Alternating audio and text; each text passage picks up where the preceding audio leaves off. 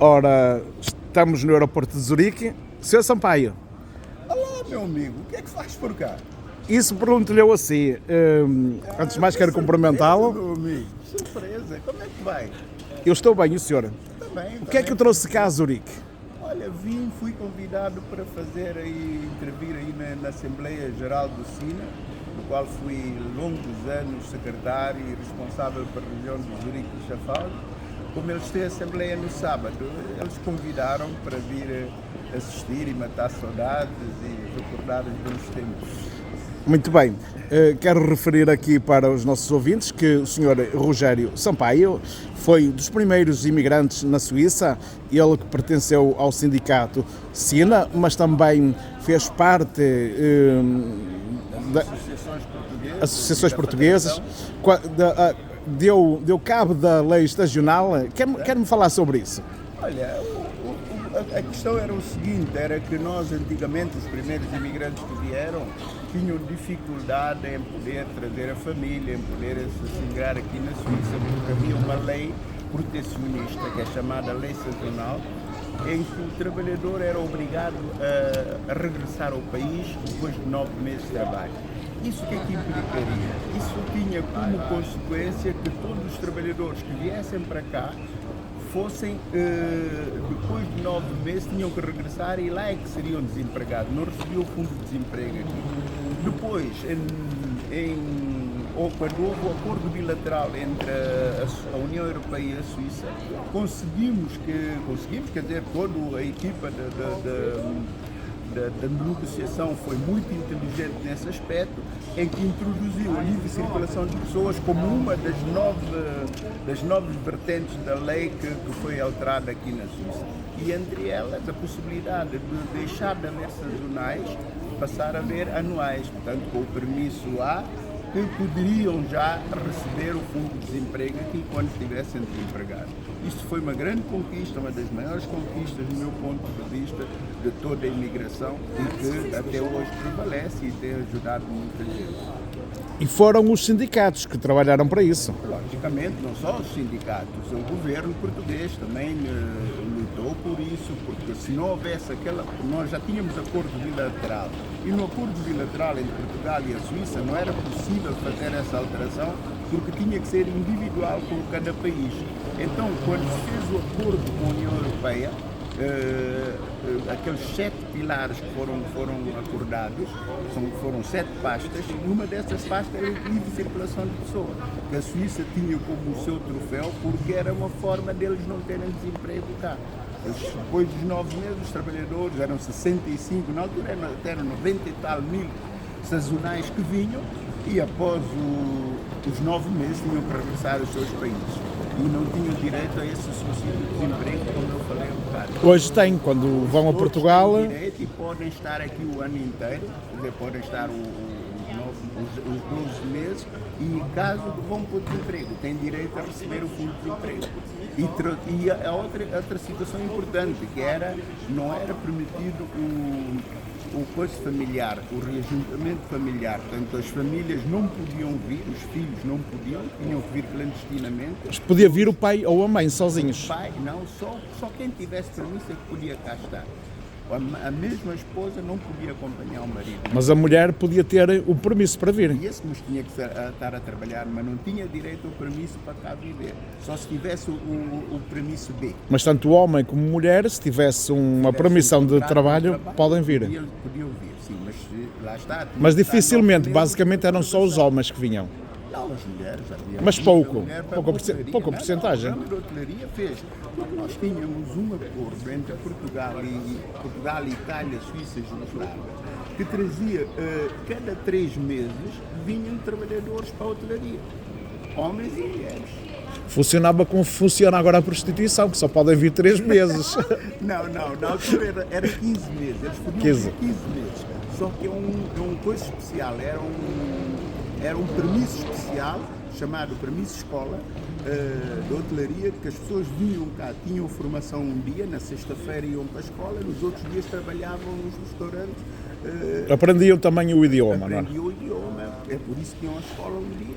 e aprendi as técnicas da restauração. E qual é a vantagem agora do livre trânsito? O livre trânsito permitiu que houvesse reajuntamenento familiar, que as pessoas pudessem estar aqui, organizar a sua vida, inclusive comprar casa cá, com o cartão. E que os pais tivessem comunhão com os filhos, não é? Naturalmente, a nível do ensino. Porque era triste vir para a imigração e deixar lá os filhos. Isso era mau e era péssimo, E muitos pais ainda continuaram a fazer isso erradamente, pensando que regressariam brevemente ao país, mas isso é difícil. Aqui na Suíça, quando se vem, é só na reforma. São poucos que regressam no meio do percurso. O Rogério Sampaio automaticamente agora está em Portugal. Sim, agora estou em Portugal. Estou aposentando e regressei a casa. E o que é que faz lá para Portugal? Diga-me lá. Olha, qual é o seu hobby? Faço muita coisa para mim. Passei a ser funcionário e patrão de mim mesmo. Mas depois dessa pandemia da Covid, tive quase 2 anos fechado em casa e depois disso tive uma operação na hérnia discal, então decidi movimentar, porque a barriguinha estava a crescer, então fui fazer uma formação a nível de agente imobiliário e hoje sou consultor imobiliário na grande empresa que é a Remax. Funciona bem esse género de vendas? Funciona.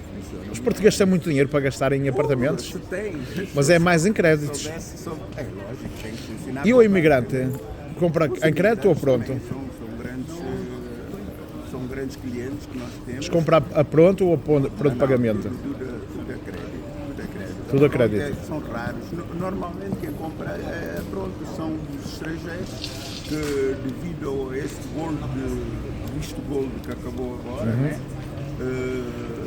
queriam entrar para o país e então podiam investir 500 mil euros ou 1 milhão e podiam ter direito a uma residência que lhes permitia circular na zona cheia. Essa era uma das vantagens. A sua passagem pela Suíça foi longa. Quantos anos? Eu estive aqui 38 anos.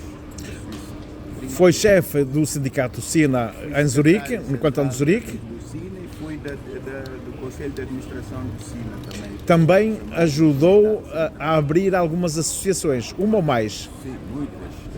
No Lenzburgo especialmente, fui eu, o António Mestre, o Joaquim Ribeiro, o Vítor Florencio, que tivemos no kernel da coisa. A associação já existia, mas havia uns fundadores, o Mestre é um deles. Eu mais tarde, quando eu cheguei, ajudei a impulsionar em que a Associação de Lenzburgo ganhou um grande impulso na Suíça, porque tinha várias coisas a nível cultural. Tinha o folclore, tinha o boletim informativo que fui eu que fundei em Lenzburgo, e tinha o folclore, tinha harmónias de boca, portanto gaitas de boca, como nós chamamos, e algumas coisas a nível de discussões, debates. E futebol também? O futebol também. Mas como é que vê hoje as associações? Hoje em dia eu penso que as associações terminaram, porque eu após essa fase de Lenzburgo, eu demonstrei uma certa capacidade e fui convidado para formar a Federação das Associações. Eu, o Manuel Mendes, que é de Schaffhausen, um grande... E ainda existe essa associação não das associações? existe. Porquê é que não funcionou? Não funcionou porque, com o andar dos anos, o que é que aconteceu dentro das associações? Os bancos, os seguros e outros tipos de negócios introduziram nas associações. E a parte cultural foi deixada de lado e as pessoas dedicaram-se mais ao negócio das viagens disso, e perdeu muito aquele sentido do associativismo. O associativismo hoje em dia aqui na Suíça é visto como um sítio para ir almoçar, jantar, né? E poucas atividades culturais. Hoje é triste ouvir falar em associações, que só são associações de nome, no qual só vêm os músicos, os cantores, pouco mais. Não há teatro, não há folclore. A parte cultural morreu. Está E muito mal. a federação foi criada no sentido de fazer, portanto, de podermos ajudar o governo português na política de estrangeiros. É por isso que primeiro criou-se o Conselho do País, do qual fiz parte, em que nós éramos os conselheiros dos embaixadores para a política da imigração. E mais tarde veio a dar origem a isso que hoje é a CPLP.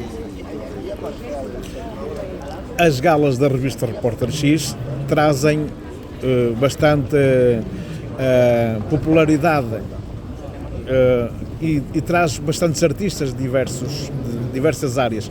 E vê-se que os artistas têm sede de ter uma associação que os acolha. E isso não existe. E é pena porque os artistas sentem-se um pouco discriminados, sozinhos. Sabe que o associativismo não é fácil. Nas associações, quando se forma uma classe de dirigentes da associação, no início aparece muita gente, no fim ficam 3 a trabalhar. São todos comerciantes. Mas antigamente não era isso. O problema é isso. Foi uma das coisas que eu combati isso em Lentesburgo. E os que me conhecem sabem muito bem que eu fiz isso, porque efetivamente não era o fito das associações. O fito das associações era fazer questões culturais. Por exemplo, eu me lembro no 10 de junho, nós organizávamos o 10 de junho regularmente. Hoje em dia nem sei se faz ou não tenho a certeza, mas provavelmente já não se realiza, ou se realiza dentro de um núcleo muito pequeno das embaixadas e dos consulados. Então diga-me uma coisa, já a uma altura falamos nisto, vai ser um dia candidato a presidente do seu país ou não? Meu amigo, uma boa pergunta, mas que... Diga lá qual é o seu país, qual é a região? Guiné-Bissau, eu sou da Guiné-Bissau. Guiné-Bissau. Como é que se diz? Nós portugueses chamamos-nos portugueses, e os da Guiné-Bissau como é que se chamam? Guineenses. Eu, como eu digo... Qual é a capital? Bissau. É Bissau. Mas eu, a nível político, estou fora momentaneamente, mas se um dia, isso disse sempre e farei se isso for o caso, fizer essas autárquicas na Guiné-Bissau, eu serei candidato para a terra onde eu nasci. As eleições lá não são livres? As eleições são livres, mas pronto, em África, em toda a África, há sempre quesilhas quando são as eleições, nunca elas são... E isso será o primeiro passo? Será o primeiro passo? O quê? As autárquicas, para depois poder subir?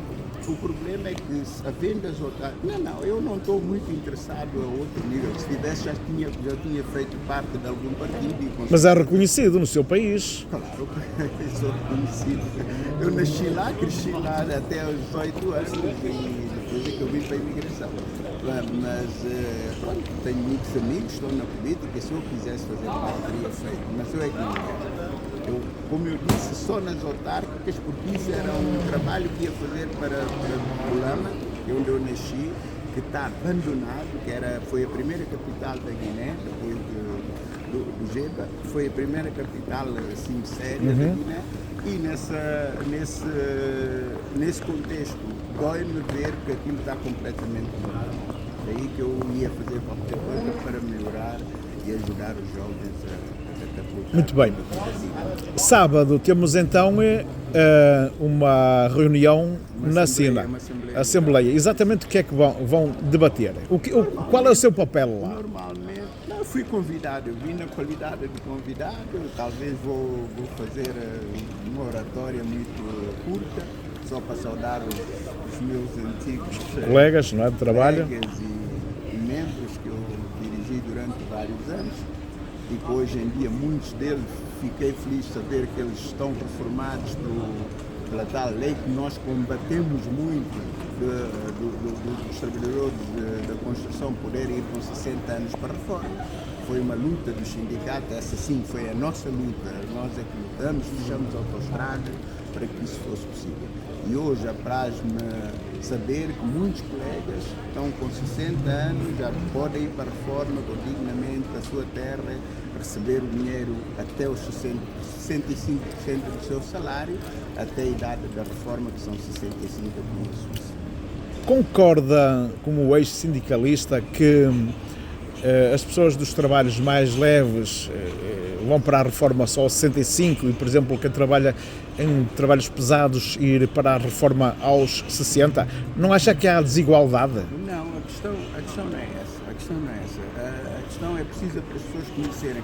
É que a Suíça, a reforma é 65 anos para os homens e 64 para as mulheres. Isso está dentro do Código de Obrigações e está dentro da Lei Geral do Trabalho. Agora, quem faz com que se consiga ir mais cedo para a reforma são os sindicatos. Os sindicatos é que, nas discussões que temos e nas reuniões que temos com a entidade patronal, fazemos acordos chamado contrato coletivo de trabalho, aí é que podemos introduzir melhorias, porque a lei, o Código de Obrigações, ela só há 4 semanas de férias, não há 13º mês, não há subsídios para pais que nascem o filho, não há nada. Nós, como sindicato, é que introduzimos isso através das negociações que fazemos ao longo do... Então quero dizer que os homens das obras e das estradas podem ir para a reforma aos 60 anos. Os das limpezas só podem ir aos 65. Só podem ir aos 65 por agora. Mas já fizemos outro trabalho que é a nível dos trabalhadores da pintura e do mármore, já podem ir flexivelmente com 63 anos. Também foi Repara, e eu estou aqui a pensar, por exemplo, o homem da pintura ou o homem da limpeza corre mais riscos de vida, por exemplo, a limpar janelas em cima de gruas, em grandes altitudes. Enquanto que o homem da estrada anda com os pés assentes na terra. É mais pesado. O inverno é terrível, meu amigo. Você sabe qual é o grande prazer que eu tenho das pessoas irem com 60 anos? É que antigamente nós, como sindicatos, eu tinha que ir defender essas pessoas na SUVA, nos tribunais. Porquê? Porque eles adoeciam, a partir dos 58 ficavam doentes, com problemas de costas, com problemas de reumatismo e não sei o quê, e não tinham qualquer possibilidade de aguentar até os 65. Portanto, tinham que ir para o desemprego, depois ir para a social e não sei o quê. Com a introdução da reforma aos 60 anos, com essa luta que fizemos e conseguimos, hoje em dia, mesmo que eles aos 58 já estejam com deficiência, nós podemos há um acordo que fizemos que 2 anos a pessoa pode estar no desemprego ou pode estar doente e tem direito a essa reforma. Essa parte que me está a referir bem dos outros trabalhadores da limpeza, eu penso que iremos lá com o tempo, mas é tudo através de negociações. Mas eu vou lhe dizer o porquê que ainda não se chegou lá. Porque não chegou lá, porque a maior parte da nossa comunidade, não só portuguesa, espanhola e italiana, não se sindicalizam. E você não pode fazer omeletes novos. Esse é o grande Entenda. Aí é que você deve combater com essa gente para que eles sejam membros do sindicato. Porque se houver um número grande de trabalhadores, é possível negociar no candidato. Claramente, não estou de acordo. Não é possível. Estou de acordo. Olha, e para terminar, quero-lhe falar aqui numa coisa tabu ou não, constrangedora e muito, muito difícil de falar nela. As pessoas na Suíça, principalmente, no país que nós dizemos que nem tudo que reluz é ouro, quando alguém fica doente, definitivamente, por acidente ou por doença, até porque existem as duas coisas para que a SUVA e a IFAO e médicos e afins fujam dos problemas, não importa a idade. Alguém fica doente, inscreve-se na SUVA e na IFAO e eles começam até a pagar e depois suspendem os pagamentos, fazem 30 por uma linha para não pagar quando se desconta uma vida. Não interessa se discutiu 5, 10, 15 ou 20 ou 30 anos, direitos são direitos. Porquê é que eles se deitam de fora? porque é que eles mandam, acha correto a SUVA ou a IFAO mandar as pessoas ir para o Fundo de Desemprego quando não podem trabalhar? Se inscrever num destes seguros, automaticamente não podem trabalhar, senão não se tinham inscrito, iam logo para a RAF. Mas o caso não é o despedimento, as pessoas vão, inscrevem-se antes de ser despedidos. É um tema delicado, eu sei que já ouvi você escrever sobre isso na sua revista, e já ouvi pessoas falar sobre isso, só que é um tema que as pessoas não conhecem efetivamente a lei. O problema é que aqui na Suíça nós temos determinadas leis para cada setor. Por exemplo, um trabalhador tem a SUVA, que é para acidentes de trabalho, tem o Krankentagegeld, que é o subsídio para a doença, tem o fundo de desemprego e tem a social. Quando um trabalhador, vou dar um exemplo, fica doente por um acidente de trabalho, ele tem direito a ir para a SUVA e vão-lhe pagando até melhorar. Eu vou dar um exemplo concreto. Por exemplo, caiu uma peça de ferro em cima de um trabalhador, ele ficou todo partido. O que é que acontece? A SUVA vai tratar dessa pessoa até que os ossos e não sei o que ficam bons. E depois, essa pessoa deixa de pertencer à SUVA. E se não fica bom? Se não fica bom, é isso que eu estou a explicar. Deixa de pertencer à SUVA, porquê? Porque a SUVA trata-se só de questões de impacto. E se a pessoa ficar melhor dessas mazelas e tiver dores de corpo e tiver outros problemas, a SUVA vai analisar se lhe dá alguma desvalorização, por exemplo, uma incapacidade de 5%, e manda-lhe para a IFAO. A IFAO vai analisar se essa pessoa pode ou não trabalhar, quantos por cento. Porque aqui na Suíça há um problema, que não há invalidez definitiva. E a partir dali, se o IFAO, por exemplo, der uma desvalorização abaixo dos 40%, ele não recebe nada. A IFAO só superior a 40%, invalidez superior a 40%, é que a pessoa tem direito a uma indemnização X. E o que é que acontece? Quando ele passa para a IFAO, está lá um monte de tempo, eles reconhecem que não tem direito, ele vai para o Fundo de Desemprego. Muitas das vezes já passou os 2 anos. Mas o Fundo de Desemprego é só para enganar, porque a pessoa está doente e não pode trabalhar. Está bem, mas o problema... O que é que acontece depois de 2 anos do Fundo de Desemprego? Não é para enganar, o problema é que a SUVA fez a sua parte, a IFAO fez a sua. Fizeram as leis à medida deles. Os médicos dizem, esse senhor, sim senhor, ele não pode andar ou caminha, mas ele pode trabalhar no outro setor, ele pode trabalhar assentado. Esse é o problema da Suíça, não é como em vários países em que dão logo aí... Não pode correr, pode andar, não é? Não pode correr, pode andar. Pois, é isso mesmo. Ele pode trabalhar assentado ou pode trabalhar deitado, inclusive. Porque antigamente davam invalidez a torto e a direito. E como você sabe, não sei se sabe, Sei, claro que sei. Eles investiram 7 milhares só para ir meter inspectores que vão para a Turquia, para a Jugoslávia, para a Itália, para Portugal. Estou a par disso. Vão trazer essas pessoas que tinham tido invalidez, vão controlá-los no país. Chegam, encontram-los a trabalhar ou a andar, a fazer coisas, eles mandam-lhes vir ao controle e a retirar desse direito. Isso já sei, aliás, temos escrito isso na revista. Poxa, acontece frequentemente, porque não é definitivo. E poderá ser à conta disso que as pessoas que hoje precisam estão a padecer pelo crime dos outros. E muitos gabavam-se, isso aqui fez só dor. Que isso é criminoso, não é? Pronto, mas por culpa muitas das vezes dos trabalhadores que acabavam-se. E hoje em dia é muito difícil, eu fiz isso durante 38 anos, lutar com os médicos, lutar com a SUVA, lutar com o IFAO. É que os acompanhava nesses problemas. Os médicos da IFAO ou da SUVA muitas vezes avaliam por ver a pessoa uma vez ou duas. E eles desvalorizam os médicos do hospital que dão baixa durante 1 ano ou 2 a 100%. E se o dão é porque o doente ou o paciente realmente precisa. Precisa, mas como eu disse, são 2 setores. A invalidez é a SUVA e a doença é o hospital. Eu posso estar incapacitado para a SUVA mas sou apto para IFAO, ou vice-versa, está a compreender?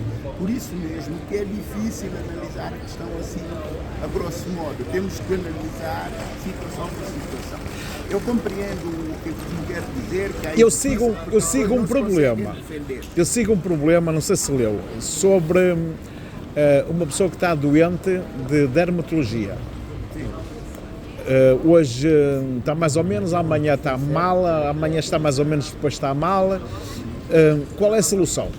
Essa pessoa não pode trabalhar mais. Mas não pode trabalhar porque tem problemas na pele. Na pele, na pele. O que é que lhe impede de trabalhar? Por exemplo, as mãos a sangrar. Por exemplo, é um grande. Vai trabalhar com a boca, que é um trabalho. Ele pode ser adaptado para um outro tipo de trabalho. Essa é a função da IFAO, da invalidez aqui na Suíça. Mas há trabalhos que nunca podem ser adaptados. Não é? Por exemplo, eu tenho um problema, eu posso levar a vida a cantar, mas era preciso saber cantar. Entendeu o que eu quero dizer? Sim, eu estou a dizer. Eu não posso correr se não tenho uma perna. Aqui dão formação. E sabe porquê que a maior parte de nós estrangeiros apanhamos a invalidez? E Suíço não apanha, não sei se sabe. Suíço não tem direito a invalidez. Tem direito, mas não apanha. Sabe porquê? Porque eles fizeram cá a escola. E como estudaram cá, sabem o alemão.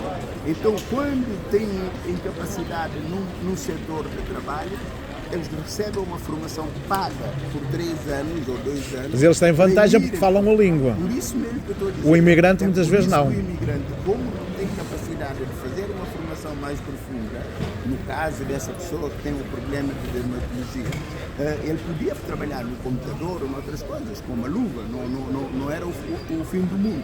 Agora, mas tem que ter formação e vocação para tal coisa. Se ele não tem capacidade de fazer essa formação, aí é que a IFAO decide dar uma invalidez. Mas se for um suíço, não lhe dão, porque ele pode ser adaptado para um outro trabalho. As leis estão adaptadas a ele, certo?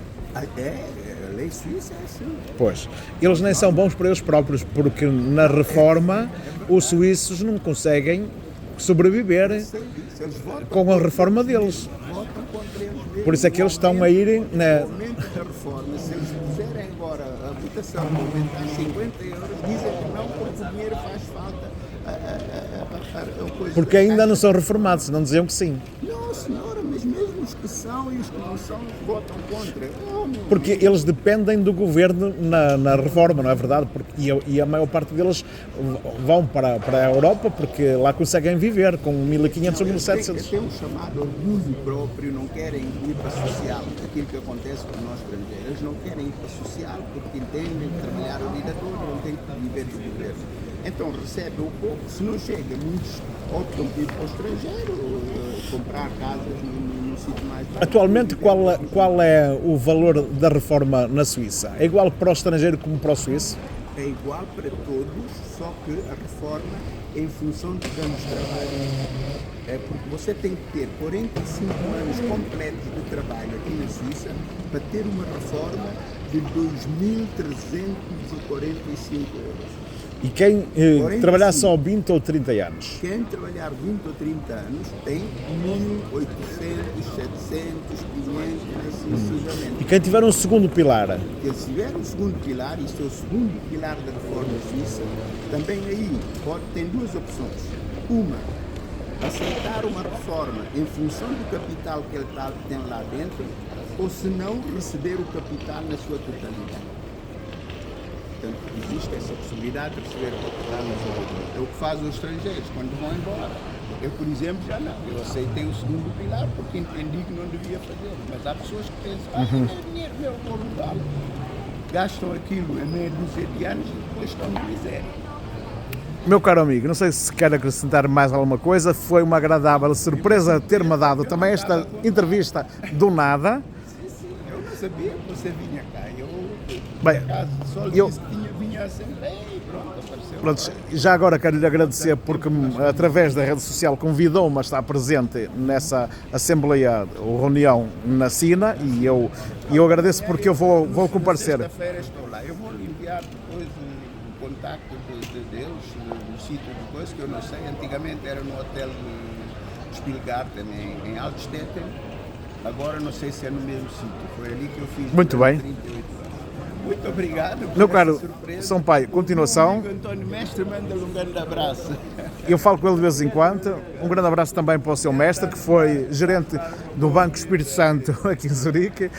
Olha, continuação, até uma próxima. Até sábado. Até sábado, vá. Ok, Vá, continuação. Deus, obrigado. Tchau, tchau. Até logo.